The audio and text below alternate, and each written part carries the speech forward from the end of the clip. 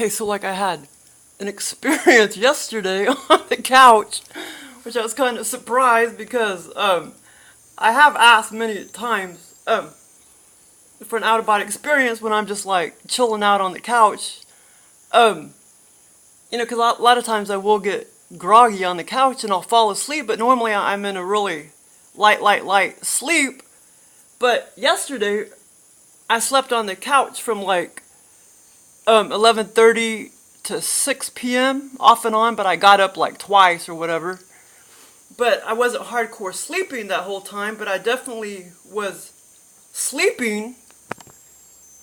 And, you know, I didn't even have my earplugs in or anything. I didn't have my earplugs in. And of course, you could hear the highway noise and stuff in the back of the house. And I had the computer on because I was watching Netflix. And so I was like really shocked that I got an out-of-body experience by Joel, the reptilian alien. But now, back in Kansas City around 3 o'clock in the morning, I worked nights, you know, and I was laying on the couch. And when I came home from work, and I did spontaneously shoot out a body, but then I fought it, and I snapped back in my body because I was too aware of what was going on. And then another time, about 4 years ago in this house, my head was facing east on the futon couch. And this was like, it was a sunny day, and this was like 3 p.m. And I spontaneously shot out a body, but I fought it. So I snapped back in my body, which kind of sucked. But normally, I don't get out-of-body experiences when I'm chilling on the couch. You know, because normally I don't fall into the right brainwave state or whatever. Okay, but this time, well, see, what the deal is, my body's been, like, screwed up again because the aliens put some kind of weird freaking implant in my left ear. And I keep thinking it's bubbles or something, so I tried to put peroxide in my ear, and a couple days later, the internet said peroxide and vinegar, and the vinegar, it's triggered a reactive hypoglycemic attack. So I'm trying to get over that, but yeah, I'll never stick anything in my freaking ears ever again. Not even my finger or Q-tip. So anyway, So yeah, what was my point about that? I can't even remember. Um, so yeah, so I was trying to get over that. Oh yeah, I know what my point was. So anyway, well, I felt real good, but anyway, so once I get like a reactive hypoglycemic attack, it'll take me like freaking a month or 2 or 3 to get over it. And I did have a good week, like a week ago, and then all last week I felt like shit, and my brain was all wired up because I think my body thought I had too much sugar in my blood, so my body was all wired up on Thursday night. And so when I went to bed, I literally got zero sleep all freaking night from like 10 p.m. to 6:30 a.m. So Friday I went home early because, I actually started to feel pretty good, but still I was just tired. I mean, as far as the dizziness was a lot better. But I was still really tired because I pretty much got zero sleep on Thursday night. So I went home at 11 and I laid down at 11:30 and I got my out-of-body experience at 4 p.m. Around 4 p.m. because I must have, fell asleep pretty good. And that perfect brainwave state. And I also, was talking to Joel. I was like, can you come give me an out-of-body experience? Well, sure enough, he gave me one because, like I say, I guess I fell into the proper brainwave state. So the next thing I know, he did give me one. It was very quick. Next thing I know, I'm just like flying through the black galaxy. I'm just like flying, astral traveling pretty fast, like flying. And the whole time I was flying, I was like thinking to myself, I can't believe this. I can't believe I actually got an out-of-body experience, while laying on the couch. Because it's rare that I can get an out-of-body experience, being on the couch. And this was at about 4 p.m. And because, like I say, I slept on the couch from 11:30 to 6 p.m. I got up like twice during that time, but I pretty much slept from 11:30 to 6 p.m. Okay, so at 4 o'clock. So anyway, I just kept flying through the black galaxy, and I was just like, I can't believe it, I can't believe he really abducted me, while I'm on the couch, while I was on the couch. And then, then he shot me back down in my house, and I'm like floating there, kind of under the couch, and I could see under my futon couch, I could see the pillows and everything. I have tons of pillows around my futon couch, over to the right side of my couch, where my head was, or left side, however you're standing. But yeah, so I was just floating there back in my house, looking at my futon couch and the pillows and everything. And I was like, well, he didn't even stick me in a virtual reality scenario.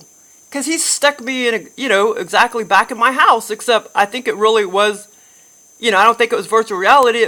I was sitting there staring at my couch and the futon pillows and everything. And I'm like, he didn't take me, because normally he'll take me out of body. And I'll fly through the black galaxy or whatever. And then he'll plop me down in a virtual reality scenario. But because I was on the couch, and because normally he doesn't abduct me that way, maybe that's why he didn't stick me in a virtual reality scenario. And so I was just kind of disappointed that that's all I got.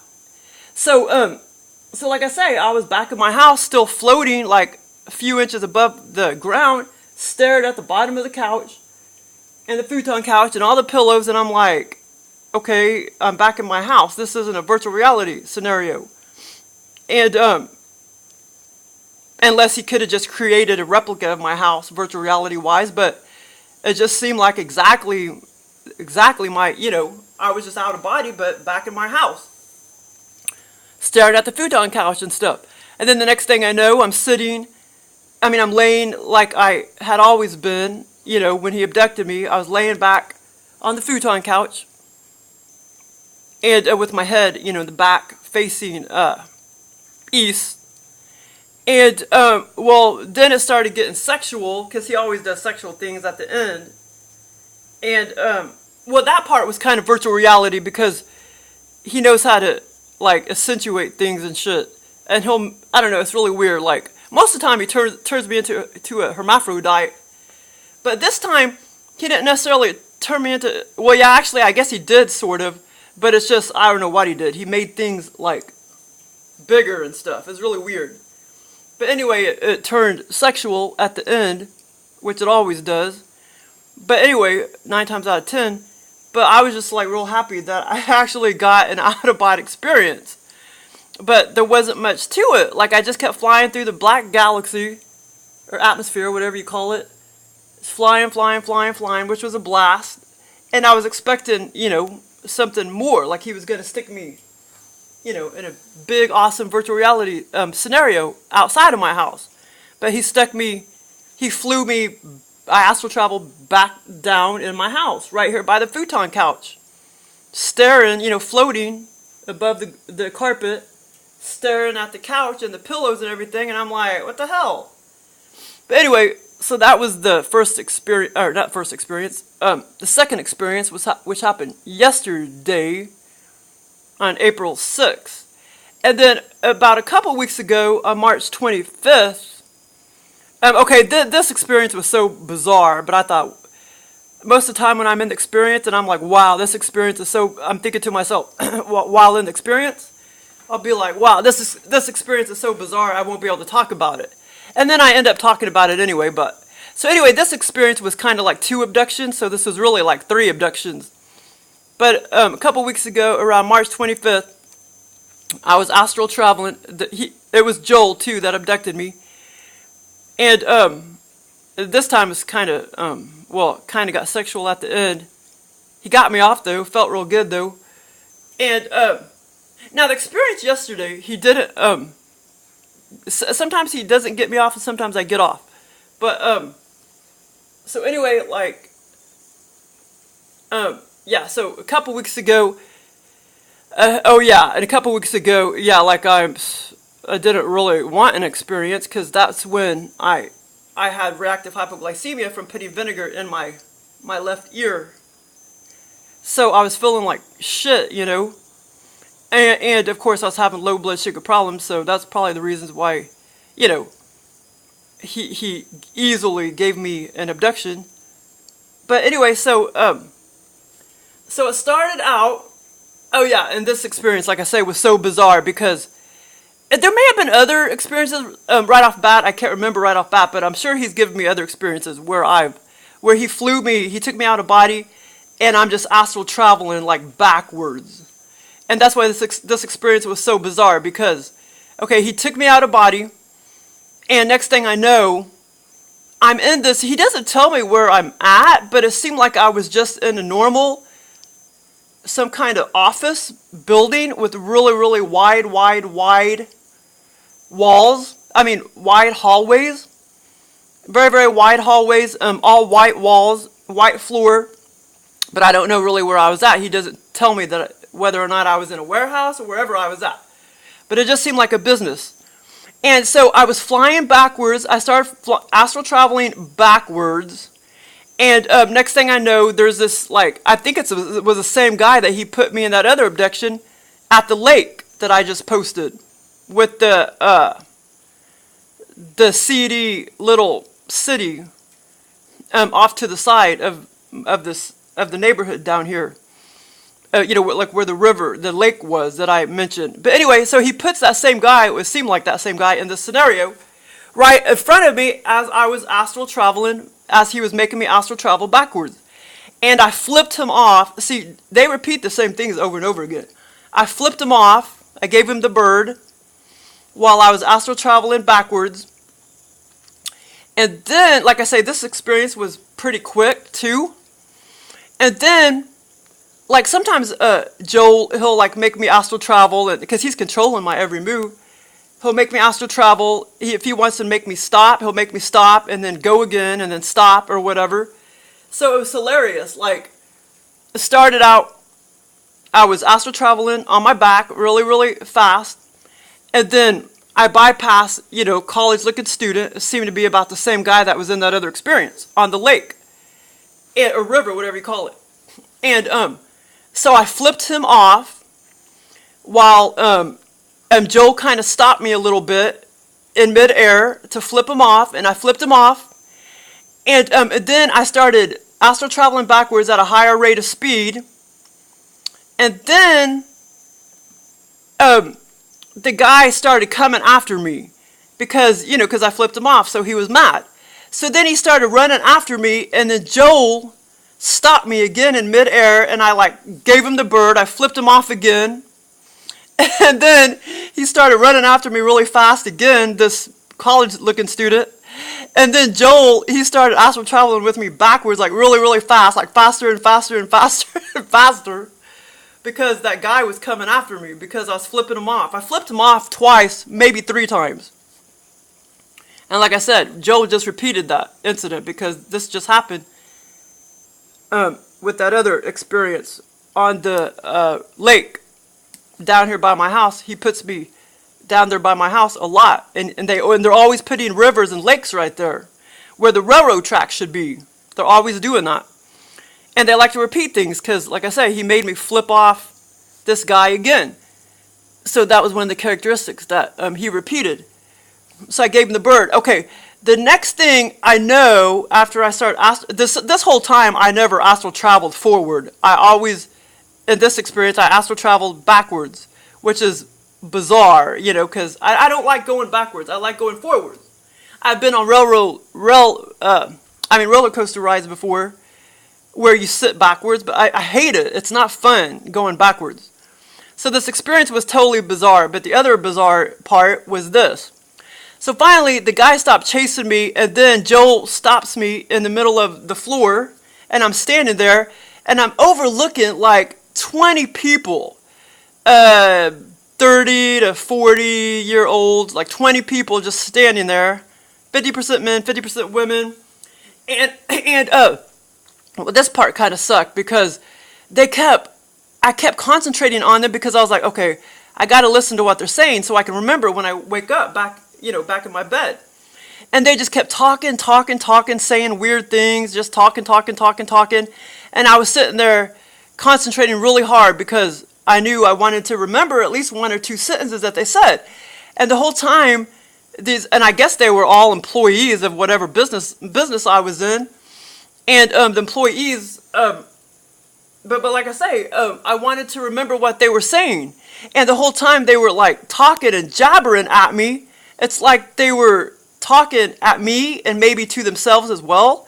And the whole time I was just like, wow, this experience is so bizarre. I won't even be able to talk about it because it's too different and too bizarre. But here I am talking about it. And so anyway, but it does get a little better. Okay, but anyway, but the other part's sexual. So anyway, so it just, like I say, I concentrated really hard because I wanted to remember 2 or 3 weird things that they said or whatever. And I guarantee you none of it made sense. But still, I wanted to, remember exactly what, they were just talking forever. I stood there, in midair or whatever, forever, floating above the ground, like listening to them jabber at me and jabber amongst themselves. And I was just like, wow. And I was just overlooking them, looking at them. And I was just like, wow, because I knew I was under the abduction and everything. I knew Joel was giving it to me, and I was just like, this experience is so bizarre. I'm not going to be able to talk about it because it's too weird. And there's been other experiences too where I've said the same thing in the experience, and I went ahead and talked about it on a video or whatever. But yeah, so I don't know if Joel could have maybe blocked my memory too, because they could maybe do ornery things like that too. I mean, there's no reason to block my memory, but it just really sucks because I'm really good at remembering things in my abductions. So it just makes you wonder, he could have blocked my memory on purpose. But I guarantee you none of it made sense, what they were talking. But it was just, I just thought, wow, this is so bizarre because he just made me astral travel. He kept making me astral travel backwards throughout the whole experience. And it was just really bizarre. Okay, so then that was basically the end of that experience. And then I'm back in my bed. So then Joel abducts me again. And this time, I didn't do any astral traveling or anything, but he abducts me again, basically. And I'm in his, he has complete control of me. I'm in his realm, basically. And now this time, and they probably somehow transfer thoughts to you and stuff when you don't really realize it, because this time it totally felt like I was in a church. Like over to my left was where all the people would be in the bleachers, except nobody was in the bleachers, and I was like sitting on the ground. He's always sitting me on the floor. I was sitting on the floor, And like I say, it totally seemed like a church. And this is not the first time he's put me, the reptilians have put me in churches many, many, many, many times. And so has Joel. And I had this another experience in a church in 3D when I was 5 years old, maybe 4 years old, but I was 4 or 5, probably 5. And I haven't talked about that experience, but I think it could have been a reptilian in physical form that picked me up for a few seconds. But I'm going to talk about that experience too, because that was also in a church, but that was in 3D. And right after I moved, into the house just a few blocks from me, when I was 4 years old, I moved into the house. And we would go to the High Street Baptist Church up the street. I don't think I went like every Sunday or anything, but I went, handful of times. I didn't go like faithfully every Sunday or whatever. But anyway, so anyway, he places me on the ground. I mean, not the ground, the floor. And like I say, I totally felt like I was in a church. And so sometimes the reptilians, they'll use their own dong, so to speak, because they can like manifest their own dong or whatever, if they want to. And but Joel, that's not his style. He likes to control me, you know what I'm saying? He likes to use like objects, like dildos and shit. So anyway, okay, this part's kind of embarrassing. But hey, most people have nasty ass sex in the physical. I'd rather have nasty ass sex in the astral, you know what I'm saying? And actually, it's not that nasty. Reptilians, humans do way more nastier things to each other than the reptilians ever done to me. Okay, so anyway, so Joel was like screwing me with a dildo, basically, and and this is, I know some people will be like, how do you know you're dealing with a reptilian? Because like 99% of the time they don't show their faces, but I mean, I know who I'm dealing with, and I know, 99% of the time when Joel gives me an experience. And here's 100% proof, at least with this, I mean, I know, who gives me the experiences, and like I say, most of the time, if it's Joel, I know it's him. Once in a blue moon, I'll be thinking another reptilian gave it to me, it gave me an experience instead of Joel, but 99% of the time I know it's Joel. But here's absolute proof that I know Joel gave me this experience, because he does the same shit all the time to me. So he's screwing me with the dildo, basically, and he was saying this to me. He was like, you like that reptile dick? You like that reptile dick? And so basically, it's like, okay, how do you say it? He was talking to me, except he was making my own mind think it. You know what I'm saying? If you watch Storm of the Century, it shows you how the reptilians, that reptilian was controlling this woman to like wash her face, to turn on the faucet, to wash her face. He was controlling her every move. He was, like I said, controlling her every move, and then he made her jab herself with that stick thing or whatever. I forgot what it's called, that walking stick or whatever. And so, yeah, Joel and all these experiences, they have complete control of you, even though you may think they don't, they do. They pretty much have complete control over you. And they like to control you to do things, as opposed to doing things to you one-on-one. Some of the reptilians they'll do things to me one-on-one, but most of the time, they like to control you to do things. And so, the whole time he was like, get me off and shit with this dildo, he was like, you like that reptile dick? You like that reptile dick? And so I said that to me several times, like 6, 7, 8, 9, 10 times, over and over again. And like I say, he was controlling everything, and he knows exactly how to, get women off, you know what I'm saying? They know exactly how to get a person off, sexually. And he was controlling all of that. So yeah, this time he did get me off. It felt really good too. But like I say, I was, out of body basically. Except for this experience, I didn't astral travel to get to the church. A lot of times he'll do that, like give me 2 abductions like that. Like I'll have my main abduction, and then he'll put me back in bed, and then the next thing I know, he abducted me again, where he does these sexual things to me or whatever. But I don't care. But yeah, it's kind of funny, that part.